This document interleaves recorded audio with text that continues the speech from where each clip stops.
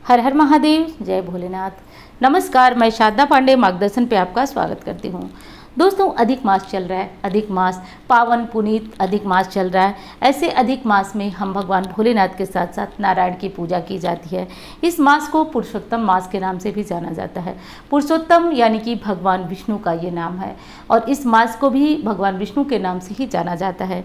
तो जीवन में यदि कोई कमी है, कोई रिक्त है, कुछ स्थान ऐसा है जो खाली है आपका, तो आप उस खाली स्थान को भर सकते हैं। जैसे कि जीवन में यदि आप सरकारी नौकरी के लिए बहुत ज़्यादा प्रयासरत हैं, आपने सभी मेहनत किया, सब कुछ किया, इंटरव्यू तक आप पहुंच रहे हैं, लेकिन फिर भी आप रिजेक्ट हो जा रहे हैं। बहुत प्रयास के बाद सरकारी नौकरी नहीं मिल रही है, धन नहीं है, विवाह आपका नहीं हो पा रहा है, मतलब लड़के वाले आ रहे हैं या फिर रिश्ते तो आ रहे हैं लेकिन अंत में आपकी बात बिगड़ जा रही है, रोग से मुक्ति नहीं मिल पा रही है आपको, तो एक मतलब ठोस शब्द में कहना चाहूँ तो कोई भी समस्या है तो अधिक मास के इस शनिवार को आप वरदान समझिए। जैसे सावन के शनिवार को संपत शनिवार के नाम से जाना जाता है, वैसे अधिक मास का ये शनिवार बहुत विशेष होता है। और अधिक मास ना, देखिए, प्रायः हमारे मन में एक भ्रांति है कि अधिक मास बेकार होता है, लेकिन असल में होता यह है कि ये मास ना पूरी तरह से एक बहुत पावरफुल एनर्जी से भरा हुआ होता है। बस हमें ये ध्यान रखना होता है कि हम इसका इस्तेमाल कैसे करते हैं। तो अधिक मास में आप जो भी पूजा पाठ आराधना कर रहे हो करिए। आज मैं विशेष पीपल वृक्ष का उपाय बताऊंगी, पूजा विधि बताऊंगी, और मैं इतना कहना चाहूँगी पूरे हृदय से कि आप सभी कर लीजिएगा। जीवन में यदि कोई रिक्ति है, तो कोई खालीपन है, तो आप इस उपाय को ज़रूर करिएगा। कैसे करना है, चलिए अब इस बारे में बात करते हैं। सबसे पहली चीज़, ये उपाय कोई भी कर सकता है, लड़की है, पुरुष है, कोई भी कहीं भी कर सकता है। उपाय करने के लिए पीपल थोड़ा पुराना होना चाहिए, ये शर्त है। करना यह है कि अधिक मास के किसी भी शनिवार से प्रारंभ करिए। और एक चीज़ का और ध्यान दिया जाता है, शनिवार का कोई भी उपाय यदि आप 3, 7, 33, 27 इस तरह की संख्या में करते हैं तो अधिक शुभ होता है। वैसे ज़रूरी है कि आप इस तरह की संख्या में करें, ये ज़रूरी नहीं है। आप 11, 21 इस तरह की संख्या में भी कर सकते हैं, लेकिन जो संख्या मैंने बताया कि 3, 7, 27, 33 इस तरह की संख्या में करना ज़्यादा श्रेष्ठ होता है।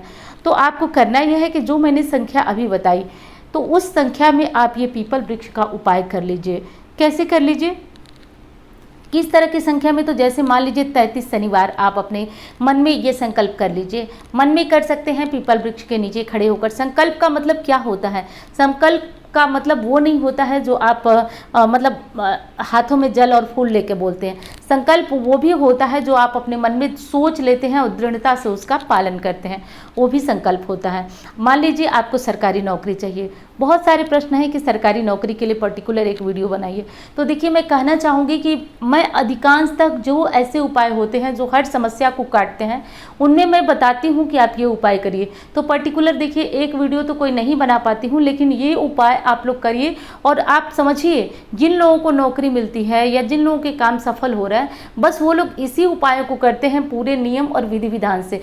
आप लोगों की समस्या ये है कि कुछ लोग, देखिए सबको तो नहीं, कुछ लोग जो है वो बदल बदल के काम करते हैं। आप लोग बदल के मत करिए। जो उपाय आप कर रहे हैं, कम से कम जितने दिन मैं बता रही हूँ उतने दिन पूरे नियम और विश्वास से आप इस उपाय को करिए। देखिए, कुछ लोग कहते हैं कि दीदी जो है वो मैं आपसे बात की हूँ तो उसके बाद मेरा जीवन बदल चुका है। तो देखिए, कारण क्या होता है? मैं कोई जादू नहीं जानती हूँ, मैं आपसे एकदम स्पष्ट कह रही हूँ, कोई जादू नहीं जानती हूँ, कुछ नहीं जानती हूँ। बस मैं आपके ग्रहों को जान लेती हूँ, देख लेती हूँ कि आपके जीवन में क्या इस समय चल रहा है, कौन से ग्रह। देखिए, मैं कुछ हद तक वैसे तो बताने लगूँ तो वीडियो बहुत लंबी होगी और सभी लोग इंटरेस्टेड नहीं होते हैं। कुछ लोग तो देख देख कर बिल्कुल ज्योतिषियों की तरफ बात करना चालू कर दिए हैं, लेकिन कुछ लोग जो है इंटरेस्टेड नहीं होते हैं, इसलिए मैं इन बातों को यहीं छोड़ती हूँ। और चलिए हम लोग अब आगे बढ़ते हैं। करना यह है कि आपको शनिवार के दिन, किसी भी दिन अधिक मास में शुरू करिएगा भगवान विष्णु का नाम लेकर, क्योंकि शनिवार के दिन और विशेषकर जब अधिक मास हो, ये अपने आप में अद्भुत संयोग है। पीपल सींचना, भगवान विष्णु की आराधना करना वरदान की तरह इस समय होती है, वरदान की तरह, ध्यान रखिएगा। तो आपको करना ही है कि अधिक मास में किसी भी दिन शनिवार के पास चले जाइए। शनिवार में पीपल वृक्ष के पास चले जाइए, पीपल थोड़ा पुराना हो, वहाँ पे आपको क्या करना है, कहीं से व्यवस्था पूरी कर लीजिएगा। जो जो सामग्रियाँ मैं बता रही हूँ, तो उसमें थोड़ा सा दूध, थोड़ा सा काले तिल और जल मिलाकर एक लोटे में, और थोड़ा सा कुछ मीठा डाल लीजिए। और पीपल वृक्ष में खड़े होकर के किधर मुँह करके, तो पूर्व की तरफ मुँह करके जल चढ़ाइए। पूर्व की तरफ मुख करके जल चढ़ाइए, और मन में अगर कोई मंत्र आता है भगवान विष्णु का तो जपिए, नहीं तो ओम नमो भगवते वासुदेवाय, नहीं तो सबसे अच्छा राम राम कहते रहिए, बोलते रहिए। और मन ही मन जब आप ये पीपल में जल चढ़ाएं, उस समय आप अपनी कल्पना करें कि हे नारायण, आप साक्षात पीपल वृक्ष में अपना वास करते हैं, इसलिए आप मेरी कामना पूर्ण करें। और दोस्तों विश्वास करिएगा, आप जितनी भी मन्नत मांगते हैं ना, किसी बहुत बड़े सिद्ध मंदिर में जाकर जो मन्नत मांगेंगे उसको पूरी होने में समय लग सकती है, लेकिन पीपल वृक्ष के पास खड़े होकर पूरे दिल से यदि उपाय करके आप ये मन्नत मांगते हैं तो बहुत शीघ्र आपके काम होने शुरू हो जाते हैं। तो ये काम आपको करना है। अब एक चीज़ आप हमको बताइएगा, वीडियो लंबी होगी लेकिन माफ़ करिएगा, आप हमको बताइएगा जो फोटो में भगवान होते हैं वो क्या होते हैं? मात्र एक उनका स्वरूप होता है, लेकिन पीपल वृक्ष के पास यदि जा रहे हैं तो वहाँ साक्षात नारायण और माँ लक्ष्मी है। यदि करीबी है तो माँ लक्ष्मी से आप प्रार्थना करें। यदि दिक्कत है, धन की कर्ज है और कोई आपके पैसे ले लिया अब नहीं लौटा रहा है, कुछ भी दिक्कत है, आप भगवान से प्रे करिएगा। रोग मुक्ति नहीं मिल रही है, कोई रोग के लिए रास्ता नहीं मिल रहा है, आप ये वाला काम करिएगा। आप देखेंगे कि जो दवाइयाँ आपको फ़ायदा नहीं करती थी वो संजीवनी बूटी की तरह आपको फ़ायदा करने लगेंगी। तो ये होता है चमत्कार। अब ये तो सुबह का काम हो गया। उसके बाद आप 7 परिक्रमा लगा लें। जहाँ पे परिक्रमा करने की जगह नहीं है वहाँ एक स्थान पे खड़े होकर परिक्रमा कर लें। सुहागिन महिलाएं हैं तो पीपल वृक्ष को आज सिंदूर ज़रूर लगाएं। कुंवारी लड़कियां हैं तो रोली लगाकर अपने कंठ में तिलक करें। इस तरह से आप कर लें। उसके बाद 7 परिक्रमा करें। 7 परिक्रमा करने के बाद आप अपने घर को लौटाएं। उसके बाद शाम को क्या करना है? शाम को आप अच्छी तरह से नहा धो लें, कपड़े बदल लें और एक सरसों के तेल का दीपक ले लें। दीपक चौमुखी जलेगा आज, इस चीज़ का ध्यान रखिएगा। और एक मुट्ठी काली उड़द ले लीजिए, साबुत उड़द चाहिए, एक मुट्ठी साबुत काली उड़द ले लीजिए और पीपल वृक्ष के नीचे जाइए और एक मुट्ठी उड़द वो रख दीजिए नीचे। उसके ऊपर वो दिया चौमुखा जला लीजिए। चारों तरफ के यानी कि क्रॉस वाली बाती डालिए और चारों दियों को जला दीजिए। ये काम आपको करना है। लेकिन ये काम जिनको सरकारी नौकरी चाहिए वो 9 दीपक जलाएंगे। 9 दीपक जलाएंगे। 9 में 4 क्रॉस वाली बाती होगी, चारों कोनों पे आप दीपक प्रज्वलित करेंगे। 9 स्थानों पर अब एक एक मुट्ठी उड़द आप नहीं रख सकते, थोड़ा थोड़ा ही रख लीजिए, लेकिन सभी दीपक के नीचे। बाकी जो धन के लिए करेंगे, जो संतान के लिए करेंगे, जो विवाह के लिए करेंगे, सब एक दीपक जलाएंगे। लेकिन जिनको सरकारी नौकरी चाहिए वो 9 दीपक पीपल वृक्ष के नीचे प्रज्वलित करेंगे। अब देखिए, एक चीज़ आपसे कहना चाहूँगी, कुछ लोग जो है वो बहुत बेसब्रे होते हैं। वो तुरंत पूछते हैं कि करना हमको कितने दिन है, तुरंत पूछते हैं करना कितने दिन है। तो आप कम से कम 33 शनिवार करिएगा। एक बात समझिए, जो ठेठ देहाती कहावत है, जितना गुड़ डालेंगे उतनी मिठास होगी।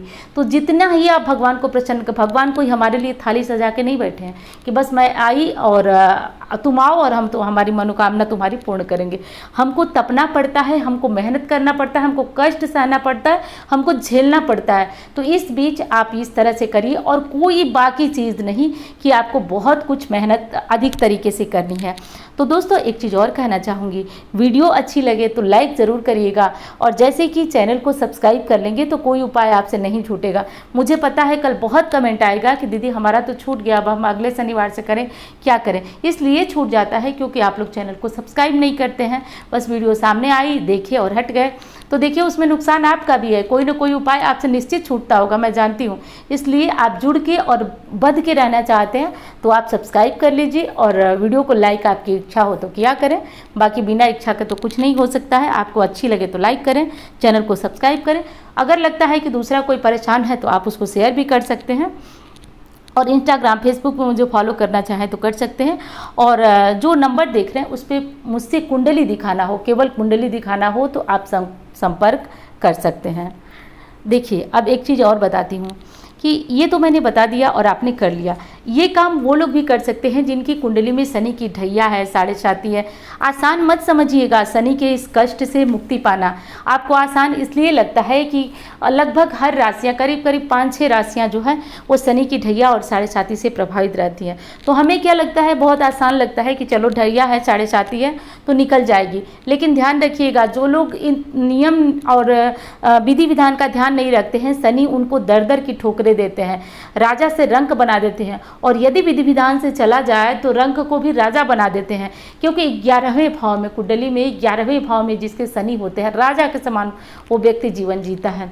तो ये सब तरीके हैं कि आप अपने जीवन से शनि के दोषों से मुक्ति पा सकते हैं। तो जो लोग शनिवार का मतलब शनि देव के कष्ट से, राहु केतु के कष्ट से पीड़ित हैं, ओम, और कुंडली में यदि पता है कि 7.5 पद चल रही है हमारी राशि पे, तो आप ओम शम शनिश्चराय मंत्र का जप करते हुए इस उपाय को कर सकते हैं। अब एक और चीज़ बता देती हूँ जो इसके साथ करिएगा। यदि आपका मन हार चुका है कि हमारा काम नहीं पूरा होगा, तो आप दुर्गा सप्तशती के 4 और 11वें अध्याय का पाठ शनिवार से शुरू कर दीजिए। कवच, कीलक, अर्गला, जैसा कि आप नियम है जानते हैं, पहले कर लिया करें। उसके बाद 4 और 11वें पाठ का अध्याय का पाठ प्रतिदिन किया करें। आप बस करिए, मेरे कहने से 33 शनिवार करिए। मुझे पूर्ण विश्वास है कि बहुत लोगों का काम पूर्ण होगा, और भगवान की कृपा रही तो शीघ्र आपका काम पूर्ण होगा। ये 33 शनिवार पूर्ण नहीं होगा, उससे पहले आपके काम पूर्ण होने प्रारंभ हो जाएंगे। तो चलिए दोस्तों, मिलती हूँ अन्य वीडियो में। तब तक के लिए आप अपना ध्यान रखिए। भोलेनाथ का नाम कमेंट बॉक्स में भी खूब सारा लेते रहिए। हर हर महादेव, जय भोलेनाथ।